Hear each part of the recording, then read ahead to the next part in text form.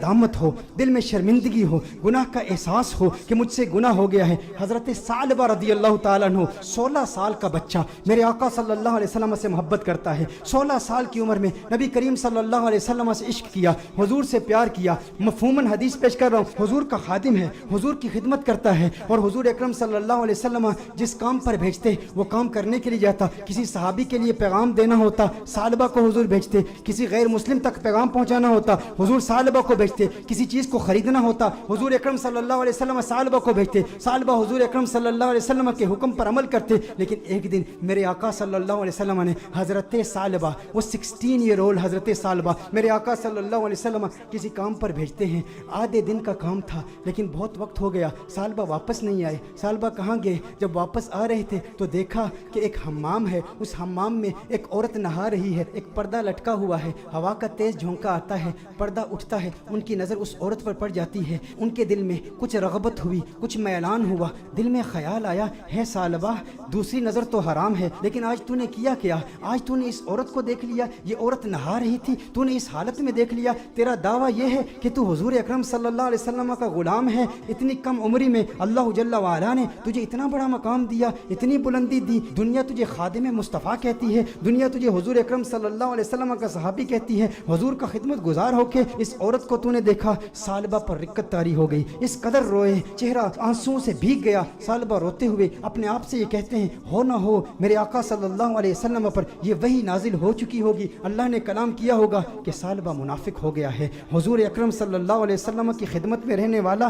اور اس طرح اس عورت کو دیکھ لیا, اللہ جل وعلا کی وحی آ چکی ہوگی, کس منہ سے حضور کی بارگاہ میں جاؤں گا؟ ہے ثعلبہ اب تو اس بات کا حقدار نہیں کہ تو حضور کی بارگاہ میں جائے. اس 16 سال کے بچے کے ذہنی خیالات اور اس کے ذہنی ارتقاء کو ذرا چشم تصور سے دیکھیں, تخیل باندھیں کہ اس کو اللہ جل وعلا نے کتنی فراست دی, کس قدر ندامت, شرمندگی, شرمساری کی کیفیت اس کے دل میں پیدا ہوئی. یہ شرمساری کی کیفیت کہ ہمارے دل میں بھی ہے, ہم انسان ہیں, گناہ انسان سے ہو جاتا ہے, لیکن گناہ کے بعد ہمارا ری ایکشن کیا ہوتا ہے؟ ہم کیا ڈھیٹ ہو جاتے ہیں؟ ایک گناہ ہو تو اس کے بعد 10 گناہ کرتے ہیں. گھر میں تنہائی میں پورنوگرافی دیکھنے والے بھی اس بات پر غور کریں, عورتوں سے باتیں کرنے والے بھی اس بات پر غور کریں کہ جس کے دل میں ڈر ہو, جس کے دل میں خوف ہو, جسے حضور کا قرب ملا ہو, اس کے دل کی کیفیات کیسے بدلتی ہیں. ثعلبہ رضی اللہ تعالیٰ عنہ رو رہے ہیں, ان پر رقت طاری ہے, حضور کی بارگاہ میں حاضر نہیں ہوتے. ثعلبہ کہاں جاتے ہیں؟ پہاڑ پر جا کے عبادت کرتے ہیں, اللہ کو یاد کرتے ہیں, روتے ہیں. اب نبی کریم صلی اللہ علیہ وسلم نے نماز پڑھائی, سلام پھیرنے کے بعد اپنے صحابہ سے حضور نے خطاب کیا,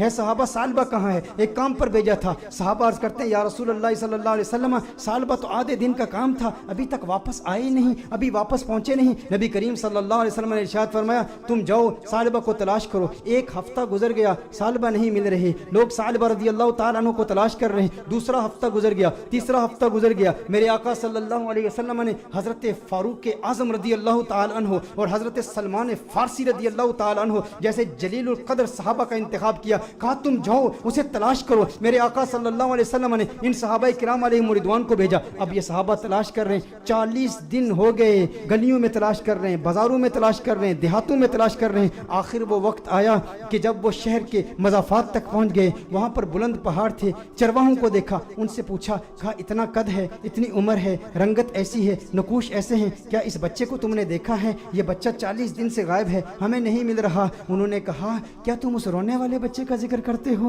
وہ جو روتا بہت ہے؟ کہا کیا مطلب؟ کہا اس رونے والے بچے کا ذکر کرتے ہو جس پر ہمیشہ رقت طاری رہتی ہے. کہا کیا مطلب, کون سا رونے والا بچہ؟ کہا جو تم نے اس کی ڈسکرپشن بیان کی ہے نا, جب ہم رات کو سوتے ہیں نا تو ان بلند پہاڑوں سے ایک بچے کی رونے کی آوازیں آتی ہیں, اس کی درد بھری آواز ہمارے سینے تک پہنچتی ہے. وہ روتا ہے اور رو رو کے اللہ کو پکارتا ہے, وہ معافیا مانگتا ہے, ہمیں پتہ نہیں اس سے ہوا کیا ہے. کہا وہ آپ کے پاس کب آتا ہے؟ کہا ہم چرواہے ہیں, بکریاں چراتے ہیں, کبھی کبھی آ جاتا ہے, بکریوں کا دودھ پیتا ہے اور چلا جاتا ہے. فاروق اعظم نے فرمایا کب آئے گا؟ کہا یہ اس کے آنے کا وقت ہے, ابھی آ ہی رہا ہوگا. فاروق اعظم رضی اللہ تعالیٰ عنہ, سلمان فارسی رضی اللہ تعالیٰ عنہ علیحدہ ہو کر چھپ جاتے ہیں کہ کہیں ثعلبہ ہی نہ ہو. دیکھتے ہیں کہ ثعلبہ آ رہا ہے, ثعلبہ آ رہا ہے تو رو رہا ہے, دودھ پیتا ہے پیالے میں, لیکن پیالے میں دودھ کے ساتھ اس کے آنسو بھی گر رہے ہیں. فاروق اعظم رضی اللہ تعالیٰ عنہ فوراً باہر آتے ہیں, سلمان فارسی فوراً باہر آتے ہیں. او ثعلبہ تجھے کیا ہوا ہے؟ ثعلبہ تیرا چہرہ بدل گیا, اس قدر نحیف ہو گیا, اس قدر کمزور ہو گیا. ثعلبہ نے فاروق اعظم کو دیکھا, کہا نہیں نہیں میرے قریب نہیں آنا,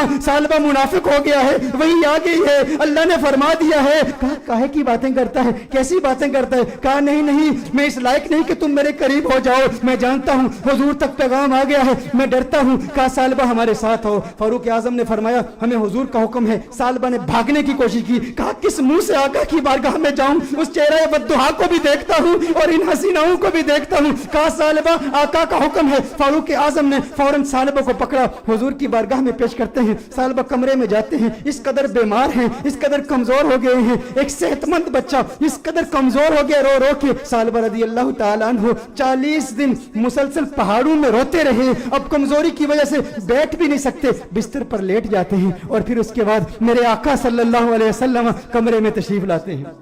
नबी करीम सल्लल्लाहु अलैहि वसल्लम जब कमरे में तशरीफ लाते हैं, वो करीम आका हैं, उनकी शान करीमी के क्या कहने, उनकी अजमतों के क्या कहने। चहीते सालबा को देखते हैं तो मेरे आका सल्लल्लाहु अलैहि वसल्लम बिस्तर के करीब तशरीफ लाते हैं, उसके सर को उठाते हैं, अपनी गोद में रखते हैं। अरे क्या किस्मत है उस साहबी की। मैं कहता हूँ दोस्तों, गुनाह हो जाए लेकिन गुनाह के बाद भी शर्मिंदगी भी ऐसी हो, गुनाह हो जाए फिर गुनाह के बाद नदामत भी ऐसी हो, गुनाह हो जाए लेकिन गुनाह के बाद अपने नफ्स को सजा का सिलसिला भी ऐसा हो, और फिर जब अल्लाह तौबा कबूल करता है ना तो फिर किस्मत उरूज पे होती है, फिर उसके मुकद्दर यूं झांकते हैं, अल्लाह ऐसा करम फरमाता है कि उसे फिर आका की गोद नसीब होती है। मेरे आका इरशाद फरमाते हैं, है सालबा आंखें खोलो। सालबा आंखें खोलते हैं, कहते हैं या रसूल अल्लाह, आका मैं गुनहगार, मैं सियाकार, आका मुझे आपकी गोद मिली, मैं इस काबिल कहां आका, मुझे पता है वही आ गई है, मुझे पता है आयत आ गई है, आपको बता दिया गया है कि सालबा मुनाफिक हो गया। या रसूल अल्लाह सल्लल्लाहु अलैहि वसल्लम,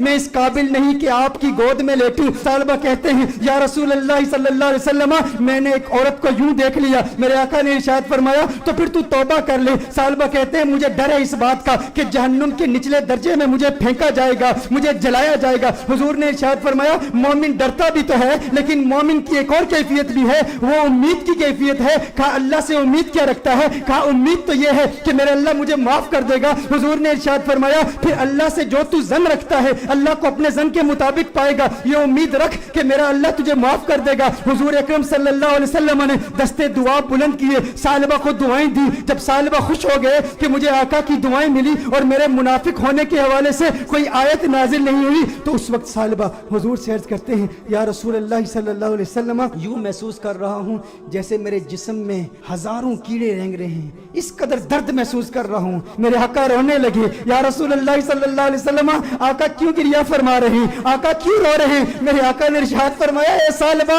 तेरी मौत का वक्त आ गया है, मलकुल मौत आ रहे हैं, तेरे जाने का वक्त आ गया है। सालबा ने देखा अरे मुकद्दर वाला है वो जिसकी मौत आका की गोद में हो, काश यूं मौत आए मेरे हम नशी नजाका और हो जाए मंजर हंसी, काश यूं मौत आए मेरे हम नशी नजाका और हो जाए मंजर हंसी, वो उधर अपनी जुल्फे सवारा करे और इधर दम हमारा निकलता रहे। अरे कैसा किस्मत वाला है, आका की गोद में सालबा की मौत वाक़े हो गई, सालबा की रूह कफ़स उनसरी से परवाज कर गई। मेरे दोस्तों यही पैगाम है, अगर चाहते हो आका का करम मिले तो आज मिलाद की महफिल का ये पैगाम ले जाओ कि गम का एक सबब गुनाह भी है, अगर तुम गुनाहों से तौबा करोगे डिप्रेशन खत्म हो जाएगी, हुजूर का प्यार मिलेगा, हुजूर की मोहब्बत मिलेगी, हुजूर का इश्क मिलेगा। वालिदैन को वक्त दो, अपने बच्चों को वक्त दो, नमाजों में इस्तिकामत हासिल करो, गुनाह जो किए उनसे तौबा करो, जो नमाजें कज़ा की हैं, जो रोजे कज़ा किए हैं उनकी कज़ा उमरी करो,